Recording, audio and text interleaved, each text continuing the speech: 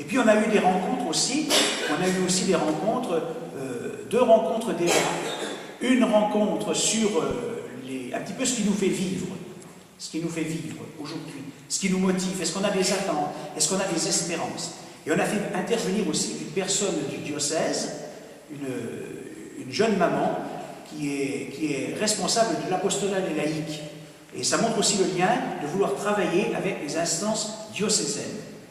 On a eu une rencontre aussi, débat sur les mouvements, pour dire un petit peu, voilà, dans la communauté de paroisse, avant de lancer les veillées, on s'est dit, dans la communauté de paroisse, il y a des choses qui existent. On n'arrive pas sur un terrain où il n'y a rien, il y a plein de choses qui existent, avec plein de bonne volonté, des petites choses qui se font. On a voulu prendre conscience de ça, et surtout le faire prendre conscience à tout le monde.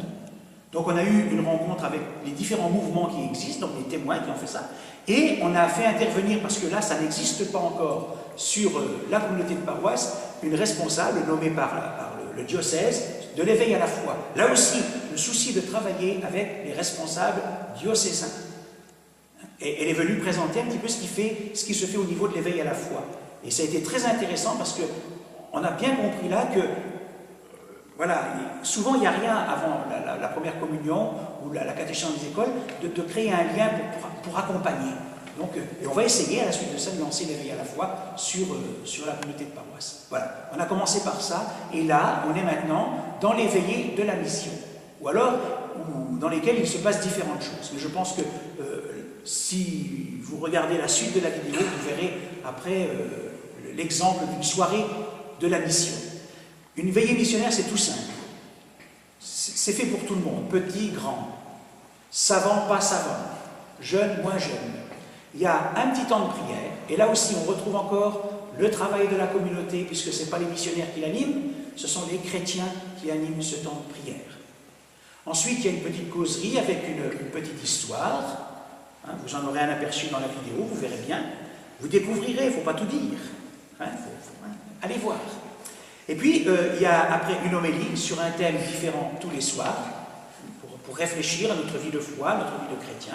Et puis, un moment important de la mission, et je crois qu'on est presque, je crois qu'on est les seuls à faire ce genre de choses dans la mission.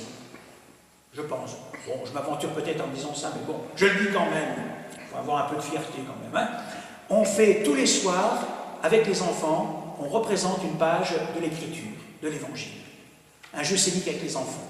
Les enfants, les jeunes, les adolescents, et aussi les adultes. Je l'ai dit, la mission, ce n'est pas l'affaire des missionnaires, c'est la communauté qui l'anime.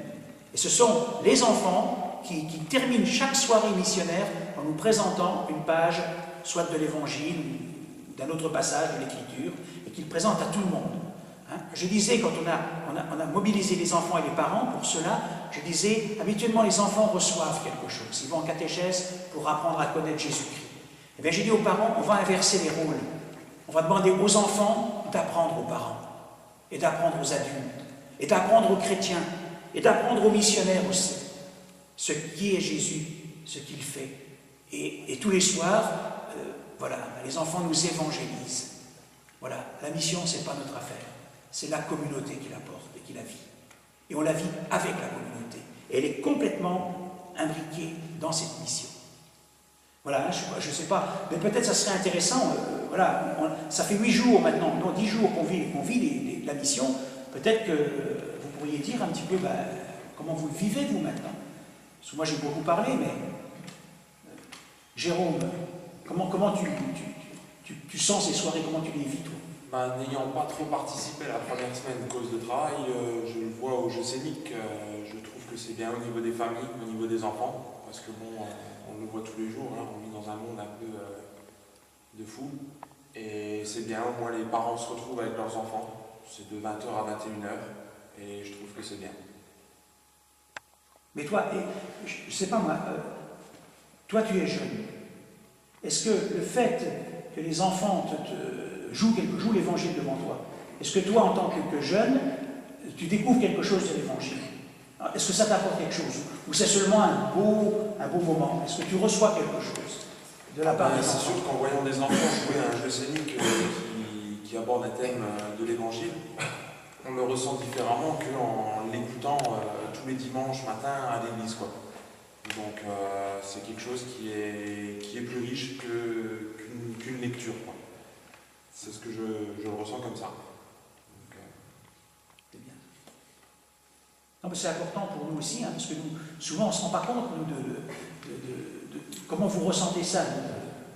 Voilà. Ben, les enfants nous amènent plus à quelque chose de plus essentiel, quelque part. Ils nous emmènent vers l'essentiel à cause de leur, d'une certaine façon, leur fraîcheur.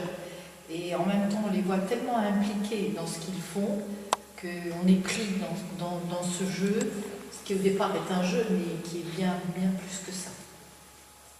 Mais toi, Annie, par exemple, tu as joué avec les enfants. Oui. Oui. Voilà.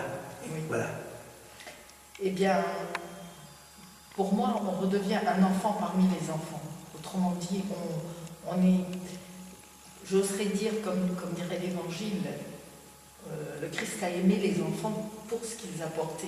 Et donc, du coup, on oublie un peu tout ce qui est inutile et on se laisse prendre et on y rentre davantage. C'est quand même un chemin pour aller vers l'essentiel. Je trouve ce jeu scénique. Yolande, toi qui avais peur de jouer. J'avais peur et j'ai peur, mais bon, quand je vois les enfants, je suis obligée de... Ben, je les suis et je trouve qu'ils sont naturels, ils sont vrais. Contrairement aux adultes, contrairement à moi, parce que bon, on a un certain trac, les enfants, ben, ils sont vrais.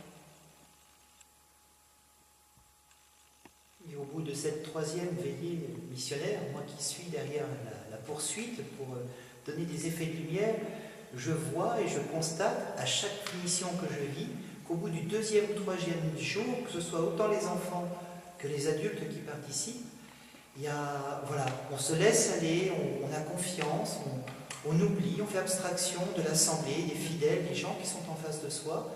Et je crois que c'est vrai pour chacun de vos témoignages, chacun d'entre vous.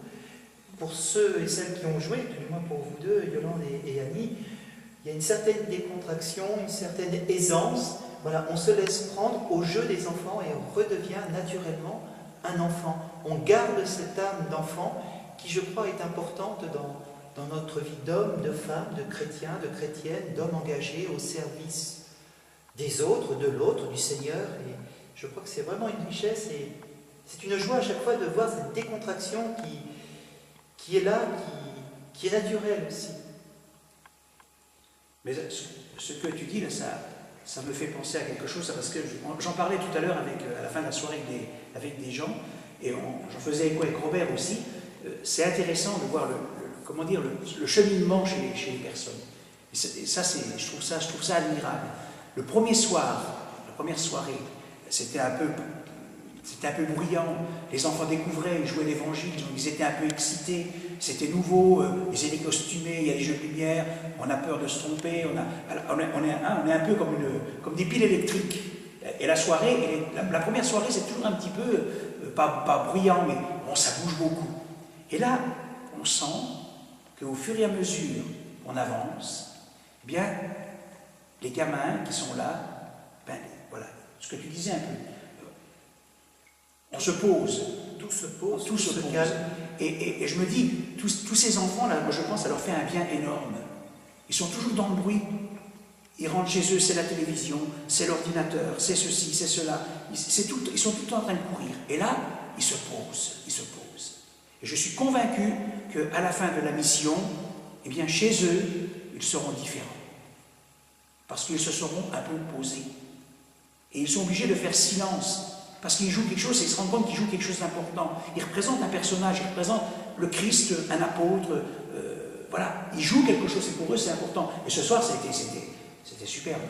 Vous le verrez dans la vidéo. C'est superbe. C'est superbe. Voilà. Bon, ça se verra peut-être pas pareil. Parce que dans la vidéo, vous ne sentirez pas les frissons que les gens ils ont ici en regardant. Ça, on ne pourra pas le donner. Mais voilà, on ressent ça. Parce qu'il y a une intériorisation de la parole.